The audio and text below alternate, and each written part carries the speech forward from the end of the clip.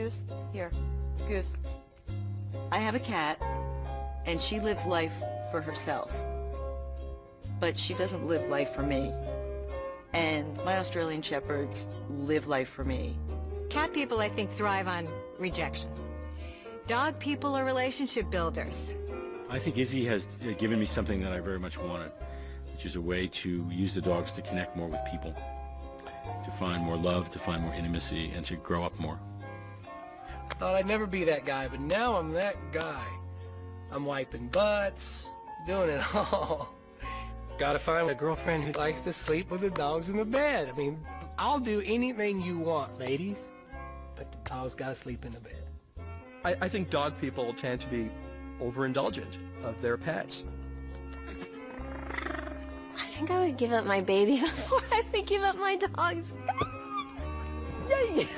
A dog will run up to anybody and lick him. You know, the deli guy comes over and the dog's giving him the same love he's giving me when he comes home. Whereas this cat's not talking to anybody but me.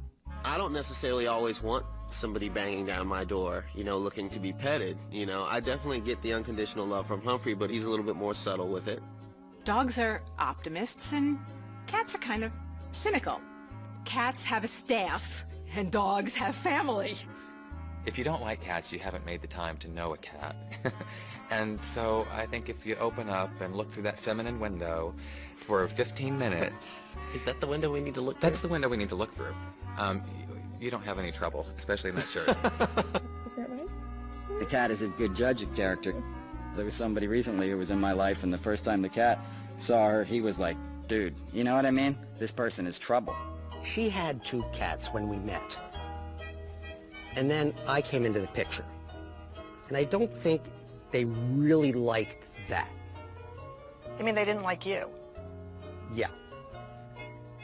One reason we love dogs, we see ourselves in them. And it is ourselves. I think in our rush to make dogs just like us, we sometimes fail to appreciate what makes them different. And I think they're another tribe. I mean, they're not like us. They have their own language, communication, their own instincts. So I actually celebrate them for the differences. I think what I really love about dogs and cats is that they're not like us. Oh yeah, she likes this. So sometimes she gets her tough self on and... I'm Sarah Wilson. I'm a professional dog trainer, and I'm a lifelong student of the human-animal bond. Who's the best? Come on, boo-boo. Okay, here we go. Ready? Hit it! Half the fun of going to the dog run is seeing the whole rainbow of dog owners and dog combinations. How many fingers? I am a singer, teacher, actress, and now he's following in my footsteps. He's going to be a performer too, right, Tiger? Achoo! Achoo! Oh, boy. People think that your eyes are the window into your soul. It's your dog. It's how you deal with your dog. It's how you praise your dog. It's how you interact with your dog. Come here, Pooch. Ruby's defiance and stubbornness kind of took me by surprise. Sit. Ruby. Sit. Like right now, she's kind of like, I don't want it. It's sort of a blessing in disguise in that it's pointed to things that I need to work on in my own life. What are you thinking of when you think that? Some confidence. Right, you got what you needed, maybe not what you wanted. Yeah. Through the years of being a professional dog trainer, I've seen patterns of behavior between owners and their dogs. And I've identified 9 of these patterns. And I see them all over, and you will too. We have the soulmate, the observer, the buddy, the idealist, the dynamo, the free spirit, the angel, the master, and the expert. Kathy and Ross were angel types. They want to save a dog. They don't want to control the dog. They want to heal through love. This is Jasper. Yes. He's a rescue. He has terrible separation anxiety. Okay. How does that display itself? He runs in circles and becomes hysterical if somebody tries to leave the apartment. Anybody. When you've left and you come home, what's the situation? Is he in a panic? No, he's actually sleeping. Yeah, so that's not separation. Yeah. Separation anxiety is That's fear right. when he's left alone. He will attack me or he'll try to get between me and Kathy when we kiss. And you I try and calm him down and reassure him it's okay. Tell him right now that it's okay. Jasper, come here. Oh, what a good boy. It's okay. Yeah, good boy. And now he thinks you praise him. Every time he aggresses at Ross, he thinks he's being praised. And he goes, well, okay. Yeah. No problem. I'll do that. He gets right between us and goes, I dare you to go nearer. Yeah. And could anybody else on the planet get away with that? No. Dog owners that I would call angels classically have this problem. I go in and commonly see people who are not having sex because of their dogs. This happens because they're so loving with the dog that they don't tell the dog to knock it off like they would anybody else. Is this common? No. Because he's basically Keeps my head warm. mounting you. You are putting him in the mounting position. Oh, not good. And you are putting a dog who aggresses at you in your own bed in the mounting position on your head. Do you think that in any way might be confusing to the dog? That's really confusing. Okay, so why don't we dismount the dog? There we go. Okay. There you go. Here's the leash, yeah. Okay. Dogs are sometimes some of the longest relationships we have. They'll be with us for 12 years, 13 years. I think the average marriage now is, what, 3.5 years? Such a good boy. This is what I call the dog of my lifetime. You know, he's been my best friend. He's been my Friday night companion when I didn't want to go out or couldn't go out or didn't have anyone to go out with or whatever the situation was. You are a classic soulmate type. Just, you love to love him, you want to be with him, and you share things. I actually say that. I'm like, why do I love you so much? And like, it's just because. Like, it's the kind of love that's uncomplicated. It's just truthful. Dogs are what we call congruent.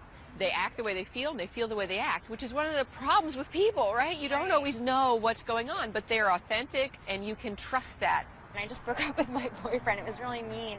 But I said, you know, I just wish I could love you like I love Zachary. And like, I know that was really mean, but I meant it, and I couldn't, and I'm single, so, you know, it's just the way it is. Carlo is a classic buddy type. He and his dog are a unit. If you start talking about relationship too much, most buddies get a bubble over their head, like, couldn't we go outside and play ball or do something, like, more interesting than this? I want to take her everywhere I go. You know, if I could take her to work, I would, you know. Absolutely. She just hangs out, and she's just happy to be at my feet. She's very low maintenance, very, very low maintenance. She might make a great personal ad. You know exactly what you need. You know, occupies yourself, not too demanding, wants to do her outdoor things. Yeah, you're making me think now that you said that. It's kind of creepy. It's no surprise to me that we look for in a dog what we want in a best friend or another sort of companion. Of course, because they are family and they are that sort of companion. All right, calm down. With Carl and Jay, we have the master-observer combo. Tell her about the rules. Oh, well, most of the time when I'm home with him alone, there aren't many rules. As soon as the gate opens and Carla comes home, that's when the rules begin. He gets affection when I want him to have affection. He has to ask to get up on the couch. Want to, like, throw the toys for him, and I say, that's enough. Well, no. He keeps dropping it on my lap and pestering me until I keep doing it. Then he can do what he wants in the house, but when we go out and about, I've got the leash. That's the master's deal. They love through protection, and protection for them is control. Jay just lets Rio be a dog, and that's the observer type. Were you only or a double? How many kids did you have in your family? I have 3 natural sisters and an adopted brother and sister. I'm the oldest. And you were the responsible one? Correct. And you? And me, well, I was the middle child, so I was kind of just basically chasing butterflies all the time. See the linkages here at all? Yeah, a little bit. For years, we've been trying to get people to train their dogs, and it hasn't helped. Why? Because we're missing the point entirely. It is not about that end of the leash. It is about us. It is about our relational patterns. It is about our perspectives.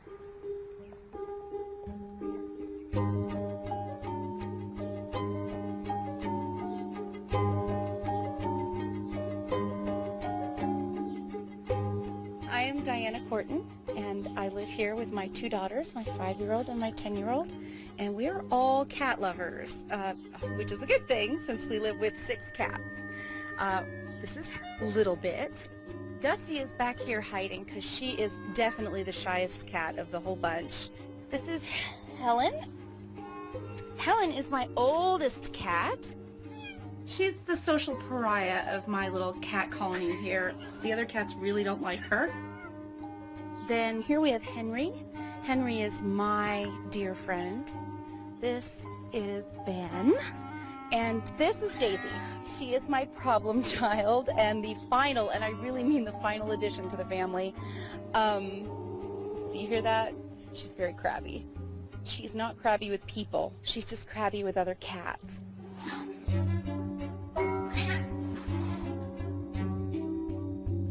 I am making a feast and for the kitties with their food. And this is a little trick I like to do, and they really like it. I pour some of the dry food in the little hole. Well, the thing is that cats live together, and it's not just an aggregation, which is a gathering of animals around a food source. It's actually a society. They can walk past another cat and just brush like this, and that means something much more. I mean, it's less demonstrative than, say, a dog would be, so people missed it completely because their signs are so subtle. Recently, it's been shown that there's a time-sharing society.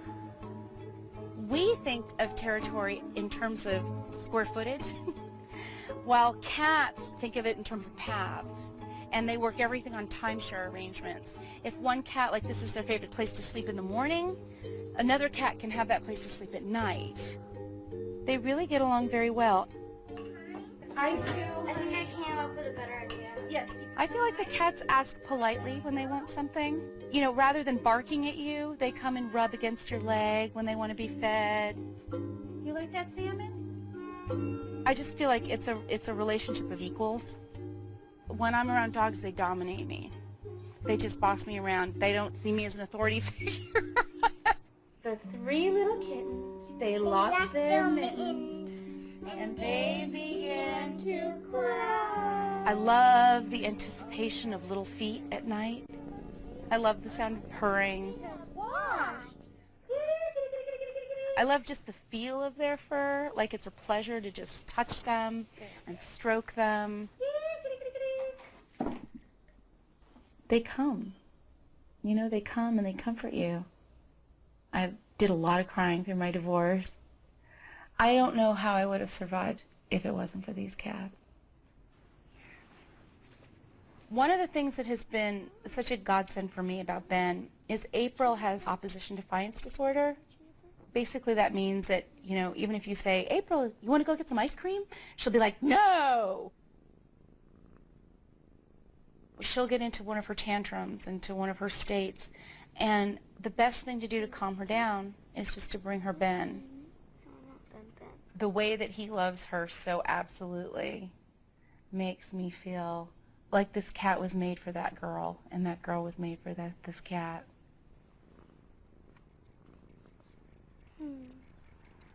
We share a very special relationship with dogs and cats, for example, because we co-evolved. We made dogs and cats who they are, and in some ways they fed back and influenced who we are. The fundamental ingredient is shared emotions. We share all the nitty-gritty parts of the brain, and we share all the neurochemicals and all the neurotransmitters. But most importantly for most people is we share their emotions. We now know that animals have what are called mirror neurons, and mirror neurons allow us to mirror in our own brains the feelings and the emotions of another animal. It's revolutionized the field. Mirror neurons can be looked at as the neural basis for empathy. And that's just very important in the formation and the maintenance of the strong social bonds that we form with dogs and cats, and they form with one another. So it crosses species, but it also works within species.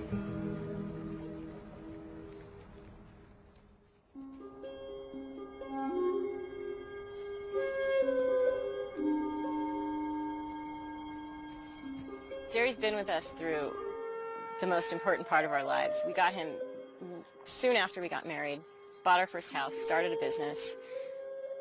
God, we went whole hog, and we were working every day for 12 hours a day, and Jerry was always with us because we always worked out of our home office. We used to call him the CFO, the Chief Fun Officer. Or the Canine Fun Officer. Canine Fun Officer, yeah. He would come at 4:30, 5 o'clock. He'd know what time it was. He would nudge the keyboard. We would go on hikes, and he would, run and play and swim way out in the backcountry. 5, 6 years went by where he was just the most playful, friendly part of the family. Our last hike, just a couple weeks after that, he started limping. And they said it was arthritis, so we put him on a drug. A couple weeks went by, took him off the drug, and he was limping worse. I pressed on his shoulder one night, I'll never forget it, and he just let out a yelp like it was bloody murder. Awful. There was a tumor about the size of a mango growing inward, so we didn't see it through his fur. Yeah, you couldn't feel it. And the doctor said, sorry to say it, but it's cancer, and we were put on the spot. Amputate, and he'll have a bit longer to live, or medicate him. If he could have a good quality of life on 3 legs, even if it was just a few months, that's all that mattered. A lot of people look at a dog with 3 legs and just think, it's terrible, why would you do that? Dogs are meant to have 4 legs. Going to the hospital. The doctor told us he's already on 3 legs. Doing this will get rid of his pain. At that point, it was just, no-brainer. Because, I want more time with Jerry. The doctor told us he had 3 to 4 months to live.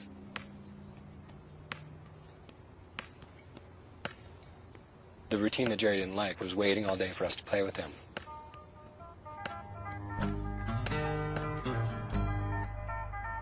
So we decided to take this road trip, see new places with him, take him out into the wilderness where he loves to be.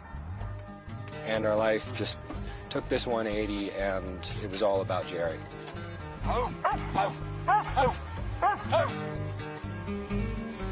And here we are 14 months later. He just wants to play, play, play. He says, let's go. Oh, Snow, look! He That's loves Snow! snow. Oh my God. We decided we're not going to put him through any chemotherapy treatments. And not to do x-rays every few weeks like they said we could do to see if something was coming back. We decided it was better not to know. I figured he would let us know when he was sick. We knew the signs. He would stop eating, he would get lethargic.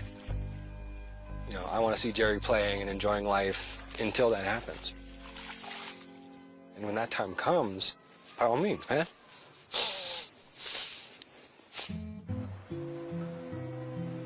A lot of people thought we were nuts when we sold our business and our house and said we were going to travel for a while.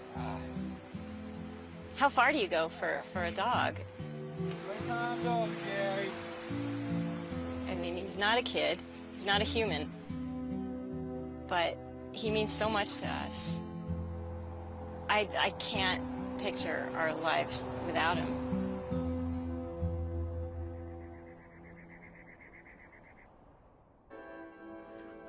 I'm actually an equal opportunity pet lover, animal lover, because I love dogs and cats equally, but in different ways. Years ago, I met a psychic who explained this to me, that dogs and cats feed into different parts of our personality. Dogs are emotion, and they also wiggle a lot, and cat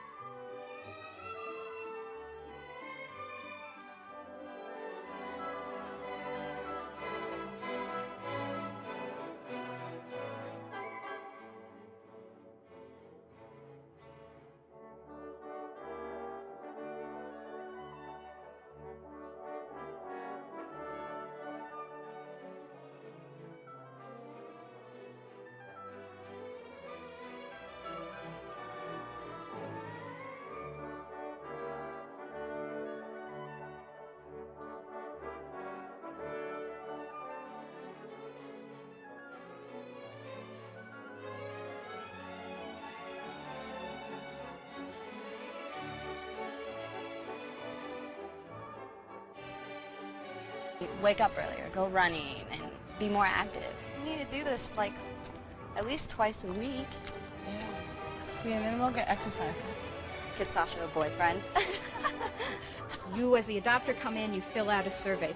That survey color codes you either purple, orange, or green. Animals that are within your color code are most likely to match based on your expectations and the dog or cat's behavior. Look at you. We do an assessment on the dogs. We look at play behavior, we look at how hard the dog will work for something, and from those assessment items, we determine that dog's caninality. What a good girl. We have the purple dogs, the orange dogs, and the green dogs. Those are based on what we call the persistence scales. Come here, Zoe. You don't want another drink? How hard is this dog going to work for what he wants? Purple dogs won't work very hard for something that they want. If they don't get it easily, they're just going to give up and go lay down. Our orange dogs are our medium persistence dogs. These behavioral traits stay fairly stable in the home. Finally, our green dogs are very, very persistent and will likely learn how to get what they want. One of the ways that we determine the caninality, the individual name that that dog ends up with, whether he's a busy bee or a goofball or a wallflower, is his motivation type. You're a goofball. Oh, I would have guessed that. Good boy. We have some dogs that are socially motivated. They want to pay attention to us a lot. We have dogs that are internally motivated by stuff that we can't easily manipulate. And then dogs that we call externally motivated, so they're motivated by lots of different things, food and toys and people. Oh, is it yours now? He is definitely a go-getter. He's got a lot of energy. Yeah. So he's going to need a lot of attention. I definitely think it's too much dog. Okay. Definitely. Okay, well It's maybe we can... too much. Maybe, yeah, this is too much. for Yeah, us. he's a good dog, but I don't think so. In the U.S., between 5 and 7 million companion animals enter our shelters every year. Of those, 60% of the dogs and between 70 and 75% of the cats never leave. They're euthanized. With the Meet Your Match program, we can actually decrease returns by more than half. So the reason for this program becomes very clear. Hi, my name is Fluffy. You're working on the computer. Let me press the keys. You're reading the paper. We're here to adopt Fluffy, Itzy's little sister. We adopted her last week, and we found out that her sister was here, and we just want to give her a home to her. We want to at least look at her and see if we want her. It would be interesting to see what would happen, you know, if we get her home with the other one. We lost nobody in February to cancer, and then in September we lost somebody. And then in December, when we lost anybody too, we had her cremated, and we have all their remains, and we have them in cat urns, and they're on our fireplace. They're always going to be with us, and Guess we're weird. we just love our cats. While Itzy was in the shelter, she went through the same exact assessment that Fluffy went through, and they both came out as orange cats. Fluffy told us in her assessment that she's even more social than Itzy. She's what we would call a gregarious cat. I'm hoping that this one will become my cat because Itzy has adopted Bill. There's not room for two in my lap. Melvin.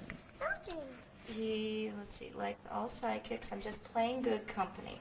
I like attention, and I also like my solitude, which is good. For our cats, we actually use the same colors, purple, orange, and green, but they mean different things. We're looking at something that we call valiance. Some might call it confidence. It's really shy versus bold. The assessor just watches the interaction of the cat around the room. How is the cat moving about? Is his body tall? Is his body low?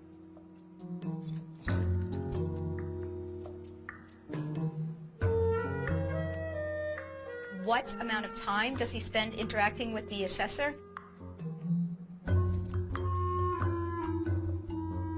We also have another scale. It's the independent gregarious scale, and there we're looking at social behavior. We pick the cat up and we hold him up against our body. There's a lot of cats that enjoy touch but don't like to be held, so that's great information for our adopters. We just simply stroke the cat, and we give them 5 long strokes. Cats that get fairly overstimulated towards that touch or move away from the touch are cats that are not as likely to do as well with children. Sure. So this is Melvin. Melvin is actually an orange kitty. He's what we call a sidekick. He was a stray. It looks like somebody brought him in.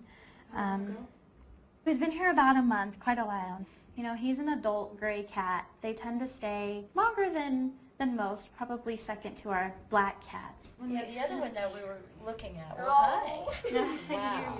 Melvin. There could be 80 cats to choose from on the adoption floor, and in some shelters even more than that. So it helps, it makes it fun. I'm narrowing down my focus. I'm a purple person, so I'm going to focus on a purple cat. Puck scored in the purple range. Purple cats are probably going to hide a little bit more. They take a little bit longer to adjust to new situations. I think we're leaning more toward Mo. Are you? Yeah. Once you make that decision to bring an animal home, it can be heart-wrenching to have to bring them back. Having realistic expectations about your pet will increase the bond. We're almost home now, buddy. The animal's going to be much more likely to stay in the home. And that means that more lives can be saved in shelters. I love her. I want to take her home. Absolutely. You want to adopt yes. her? Wonderful. Yes. Will, come here. Come on, buddy. Come on. Come on, buddy. There you go. Come on, buddy. Come on, good. Oh, come on. Get back on top. Ready, up we go. Oh, we go. There you go. Good job, buddy. Brian gets home from work. He lies on the bed. He gets in his comfy shorts and t-shirt, and he lies there, and Miles jumps on his chest, purrs, gives kisses, and that's decompression time. That's 15 minutes of just leave me alone. Only Miles. Every day. Every day. Right. It's like they're male bonding. I get a little jealous. They bring out the softer side of me. Does that sound weird? No, it doesn't sound weird. Well, thank God. What do you think? There's nothing like that direct eye-to-eye contact I have with this cat than I have ever encountered with another animal, and I dare say with some humans. There's a soulfulness, there's a depth of spirit here that I think cats own uniquely. It was the cat that saved me. I mean, if you want me to get real personal about it, I would like lock myself in this room and just drink all the time, you know, for like all day long, you know? And I would come out and humans couldn't even reach me at that point. When I was at my bottom, it was the cat who would wait outside that door for 8 hours till I'd come out. And then he'd look at me just because he wanted to walk over to, to eat with me. You know, his big thing is he likes me to sit with him and eat. He likes the nourishment not just from the food, but he likes the companionship ever since he was a kitten. And, it was having to look him in the eye and knowing what I was doing to myself that got me to seek help for that problem and not isolate.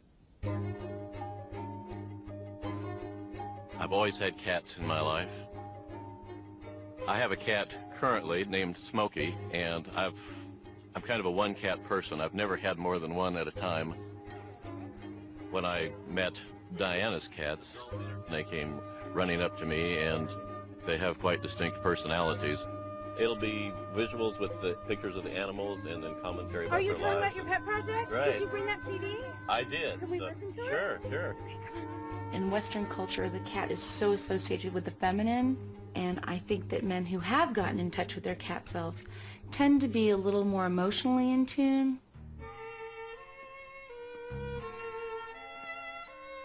Ken is so emotionally involved with his animals that he has composed musical portraits of them.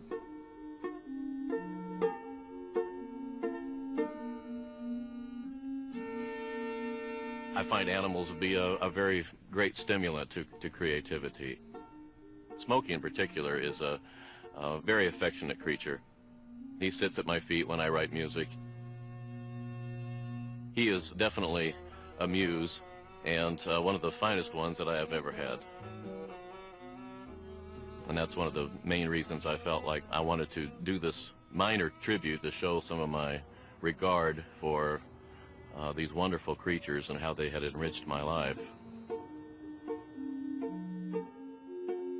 I have an old saying that if you teach a cat one new trick every month, because of the communication that's building between the cat and the owner, behavior problems eventually will melt away.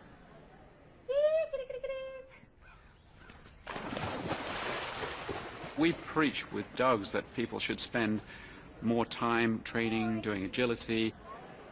Well, the cat's no different. The cat needs that same interaction, will benefit from it, definitely needs exercise, needs something to think about, not just the next meal. This weekend, we are at the International Cat Association big annual cat show. I've brought 8 cats today. All 8 of them are going to participate in agility. How they do, I don't know. Here's the deal. See this? You go over it. Yeah, like that. This is Slick Willie. He's a little 6-month-old Cornish Rex. He's my best shot for the weekend.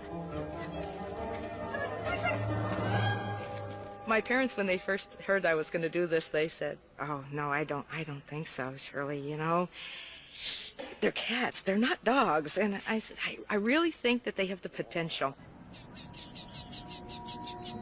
When I first started working with the cats, what really amazed me was how responsive they were. I thought, you know, you fed your cat and played with it a little bit and went off and trained the dog. But here was a cat that when I said sit, was sitting. When I put it on a leash, was walking with me on a leash. I thought, wow, this is pretty fantastic. Everybody did that with their puppy. It was common. But nobody did it with kittens. And we found out that the more we did with the cats, the more trainable they were. People underestimate the cat. When we put a cat in a ring and people see the cats moving and see the interaction of a cat with the owner, regardless of the age of the owner, it's like an epiphany. Where have we been? How come we've been wasting so much time?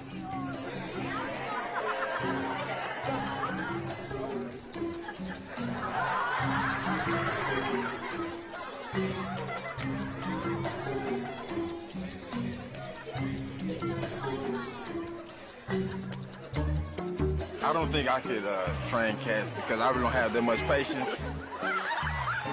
You want them to go this way, they go this way, or go under when they're supposed to go in.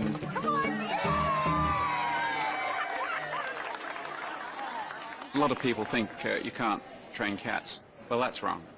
If you're training with the flow, for an animal to do what it does, for a cat to engage those aspects of predatory behavior, the leaping, the springing, the following, you know, now you're working with nature.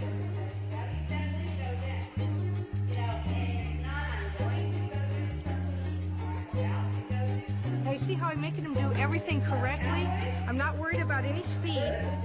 It's most important to get them to do it right the first time. If I see them going off to the side, I bring them back around and come back forward for it. So see how he's just following that target step.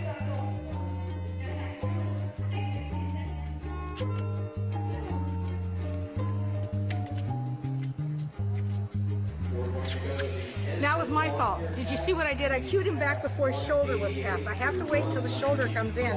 Shoulder comes through, come back to this side, shoulder comes through. Then I go over here.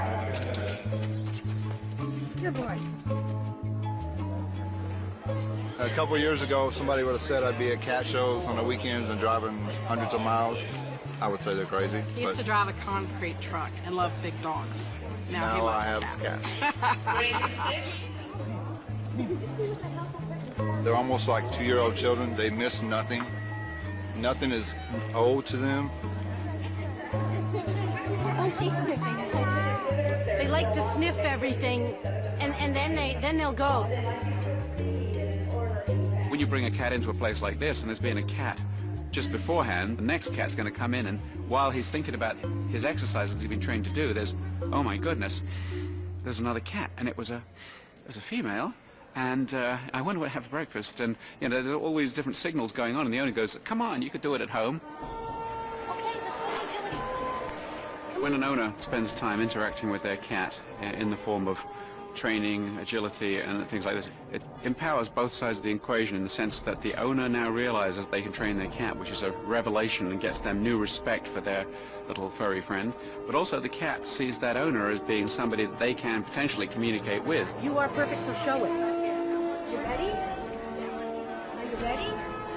Let's go. Come on, Rusty. Go, go, go, go, go, go.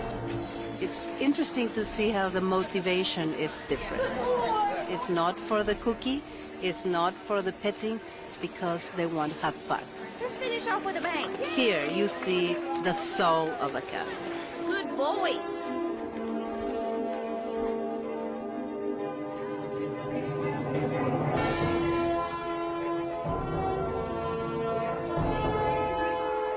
First time he went through it 19 seconds, and then he broke his record to 15 seconds. So he really done very well for a Persian, because they're usually thought of as kind of a dumb cat.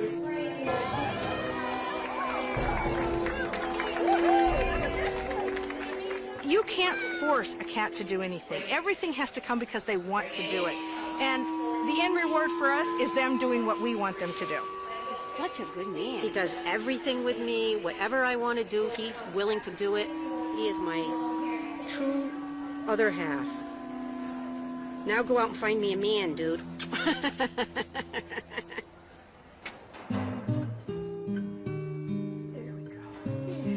Our relationship with dogs and cats is a tricky one. On the one hand, it's very unequal and asymmetrical. We control them totally. But when we provide them with enriched lives, like we do agility training, or we take them running, or let them swim, or play hide and seek, or whatever game, it enriches their life. And what's in it for them is they enjoy it. They enjoy being challenged.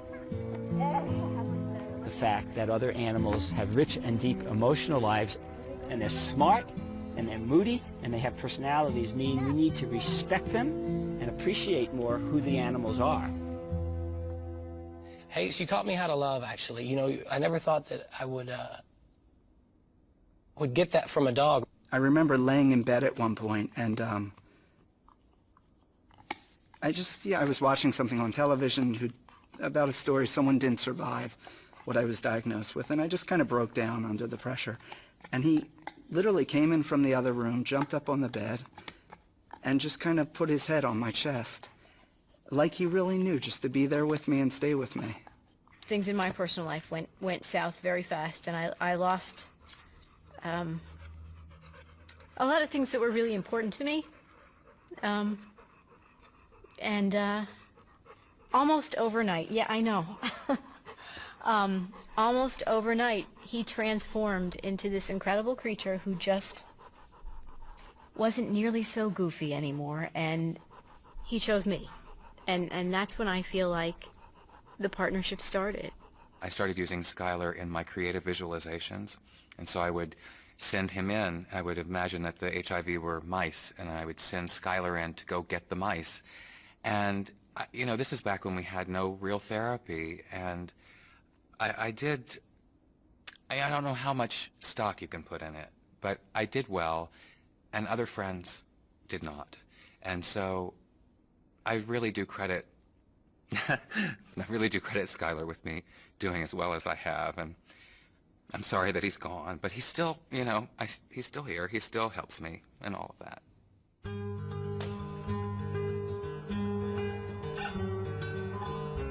To see Jerry in his element in places like this really gives me a kick. You go, Jerry, go. And we've been able to do that. We've been to so many spectacular places in the last year. It was just about living in the moment like dogs do, and taking every day by day and trying not to fear about what's coming. That was bone cancer. That's why he has 3 legs, but he does great. In the meantime, we're just kind of traveling around with them and showing exactly. people. Yes, honey, huh? I have a golden retriever Rottweiler, and he's 11 years old. It's the same leg as Jerry. Cut out a cartoon the other day and put it on the inside of our mirror, and it's the writer looking at his watch saying, "What time is it?" And the dog says, "Now, now, now, now, now." And he says, "Dogs always know what time it is." Last week, we went to see my family in Los Angeles, and Jerry needed some heartworm medication. And the vet was great, but he really encouraged us to get x-rays done. And Renee found a clinic in New Mexico near where we were going to be for the next month. So how far is the campground from the clinic? Not very far, it's like a half hour. Okay. His appointment's at 9, so we got to get up at a Up and decent at 'em. hour. We need to be on the same page about what we're willing to do, and not do is more important. And me personally, I don't want to put him through an operation if that's No, I agree, I operable. agree. I don't want to go back for chemo repeated times if that's an option. Are you with me there? I'm with you. I'm with you. I want to stick by my guns and do it for him. I mean, we could go to the links and spend all the money just so we could have more time for us with him. I'd rather have more quality time for him with us. So his one remaining front leg is up here, heads up this way, and then his tail's down here, okay? And at this point, from what I can tell in these x-rays, I'm most concerned about 2 different spots, not just one. There's one main mass here, and then there's this additional thing, which is really hard to see. He, you know, by nature of him having tumors in his lungs right now, the average survival time is about 2.5 months, okay? And that's without any treatment. And I know that's hard to hear, without any treatment at all. Now, if we decide to go down this route, I've used this for, I would say, about 5 or 6 years now, this sort of option. I would say that a good outcome in his case would be 6 months, okay? And that's feeling good. I don't want him 6 months sick. I want him 6 months feeling good, being his normal Jerry self, you know, and maybe being a little tired on walks here and there, and that's fine, you know? As she was standing there explaining our options, I just kept thinking, why? Why didn't I do this sooner? Maybe that tumor wouldn't be there. And I know it would still be there, and it would come back eventually. Going to clinics back and forth wouldn't have been worth it to me. Is there any sort of self-administered euthanasia, or is it just you need to do it right? You need someone to do that. Yeah, you need to have a veterinarian do It's not that. something- But what you can do is, if you see he's starting to get worse, is that you can add in more pain medications to keep him as pain-free and as comfortable as you can. Exactly. You have such an incredible bond with him that you just need to look in his eyes, you know, and he'll let you know. He'll let you know. You ready to go? You wanna? You wanna go?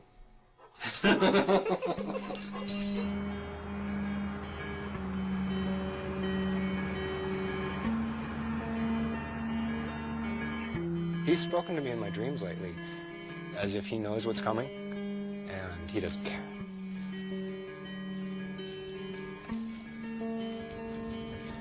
As if he's protecting us. I had a dream that we were walking in the forest and the big bad wolf came, and he was going to eat us, and it was getting scarier and scarier, but Jerry chased him off, and that wolf wouldn't come near us. In a perfect world, we would see this beautiful stretch of land after a long, long time on the road with Jerry. We'd see him run on it. He'd get to live there and eventually be put to rest there. Now you're gonna make me cry. It blows me away. It really does. The fact that he was able to get us out here. Tired, Jerry? You know, it came in an unpleasant way with the cancer, but there's always a silver lining with everything, and this is what it is with cancer and Jerry.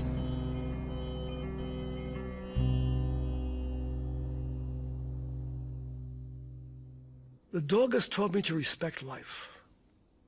The dog sees things differently, hears things differently. It's a different world. They're wild. They're still wild. And they bring that back to us. All I know is that that day in the shelter, he came and he like almost sat on my head. He was like, "Hi, I'm here, and I'm going to give you another chance," meaning me as a representative of the human race. So that is an amazing, amazing gift. He would remind me constantly of what it was that I was striving for, which was a healthy, conscious life, you know? So in that way, you know, he was a Zen teacher. Their love mends my soul when I'm ill. And when I get home from the hospital, I get well faster when I'm surrounded by them. You're under the covers and the world is horrible, but they have to be walked. So you drag yourself out of your bed, and you don't drag yourself out of your grief, but you drag yourself out of your bed and you go outside and you walk them.